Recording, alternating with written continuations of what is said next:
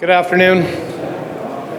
I think Mike gave a very compelling discussion a few minutes ago on why to be optimistic and bullish on the uranium sector, which is something that we fully subscribe to. So I'll skip over the first few slides rather than spend any time on the overall sector, except that we keep that same optimism in Fission. We do believe that this is certainly the sector to be involved in. I think in 2018, uranium was probably the one lone commodity that ended the year in a positive trajectory. Vanadium was doing very well last year as well, but it then fell off in December. But uranium started in the low 20s and ended up about $28, $29 a pound. It is on that pathway up that Mike was talking about, and gave a good conversation. In fact, here is a quick chart. You can see the price of uranium over the last, what is this, about a year and a half. So you can see the overall price trend of the commodity. You know, and these are some of the major tick marks that Fission's PLS project meets.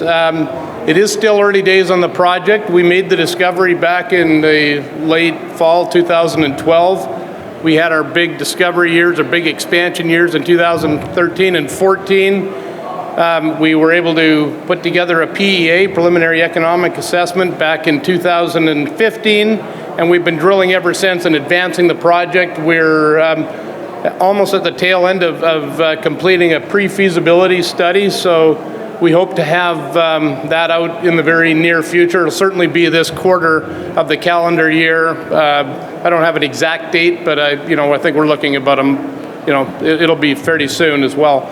The other key factors you heard in David's last talk here with Wheeler River. Ours is also a Saskatchewan-based province, and people that know the sector, know the areas, realize that Saskatchewan is probably one of the most favorable mining districts in the world.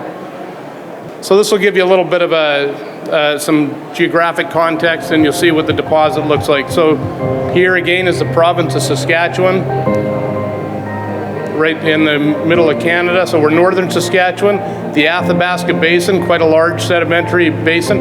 We're located in the southwest side of the basin, in fact, just off of the basin. So we don't have sandstone above, it's all basement rock. Highway runs right up through the middle of the project, so that gives us access to the major cities down south. We're able to outline 5 zones over a 3.2 kilometer strike length. So they're all equally high grade. Some of them are bigger than others, and they've all been drilled. They're anywhere from indicated to inferred. The main zone for us is the 780, and that's what you're looking at highlighted here. This is the bulk of the resource. It's around 100 million pounds of indicated plus inferred. It is open-ended.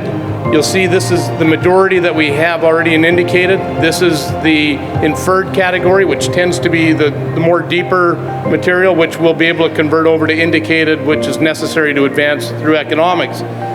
We're looking at both an open pit and underground hybrid mine, but this is what the open pit will look like. So it is a berm wall that will allow us to do an excavating through 50 meters of overburden and digging out that high-grade ore, which is very near surface. And this is one of the things that I think separates out PLS from every other project in the Saskatchewan Athabasca region, and that's, at this point, it's the largest shallow deposit out there. If you look at the mining history in the Athabasca Basin over the last, what would it be, about 50 years or so now, all the early deposits were shallow, and those are what we're looking at in those gray bars. So this is a chart showing deposits and depth.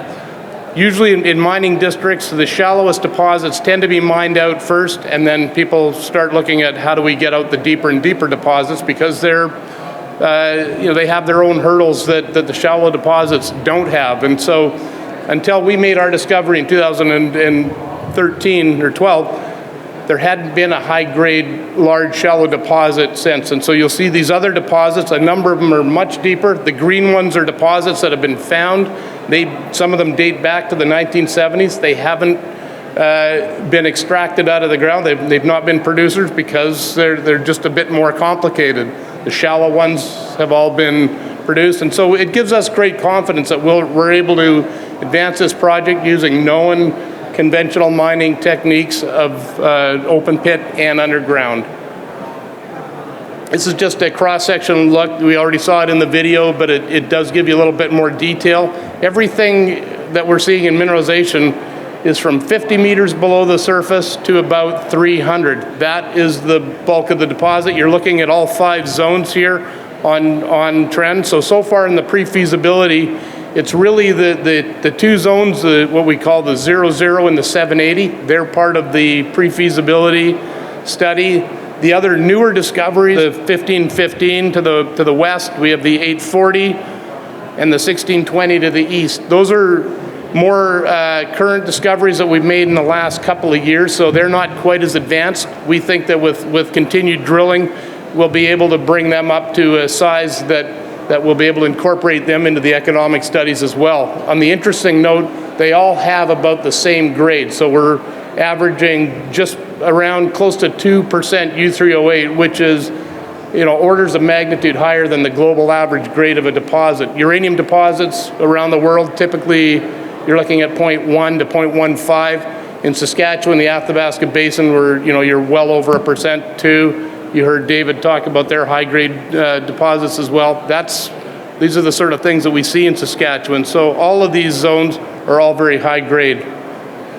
Again, just conceptually, what the open pit will look like when we're in mining operation. So we have a berm wall that extends out into Patterson Lake. We dig through the overburden with mining the bedrock down below.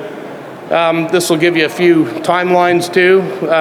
Currently, as I said, we're looking to complete and publish a pre-feasibility study in Q1 of this year.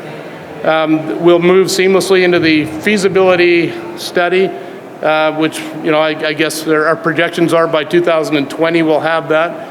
At that point, we'll be able to look at making a production decision. So if everything follows along the timelines that we see forward, this could be a producing asset by 2025 or 26. So another, what would that be, 7 years out from now, 6 to 7 years. And I think that fits pretty well with some of the projections that Mike was talking about, the uranium industry. We think that it'll be a much, much better place for us right now. This will be a very low-cost producer. We've seen that in our study so far, but obviously it'll benefit by the much more robust market that we think that's coming. Some of the competitive advantages, as I mentioned before, we're shallow, we're high grade, we're open pit. You won't find another project in the Athabasca Basin that's as shallow and has an open pit concept to it. Last year we focused on the fieldwork studies for the pre-feasibility, so we completed our metallurgical work, geotechnical work, and increased our inferred to indicated, which is important to go forward. So what we hope to do over the next couple of years, we'll do some more engineering studies as we move towards the work required in feasibility, so a lot more geotechnical work. And we think that there's plenty of resource yet to grow, not only within the 780 zone, which is still open along plunge to the east and at depth, but also bringing those other zones into the mine plan as well as along that 3.2 kilometer trend.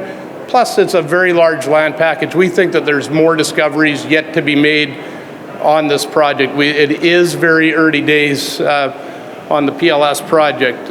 We have about $21 million in the treasury right now, so certainly enough to carry us forward over at least the next, this calendar year, maybe beyond. But so we're very healthy, and I think we're on our timelines and guidance, as I said, to get towards feasibility by the end of 2020 and be able to make a more forward-looking decision beyond that. So thank you very much for your time.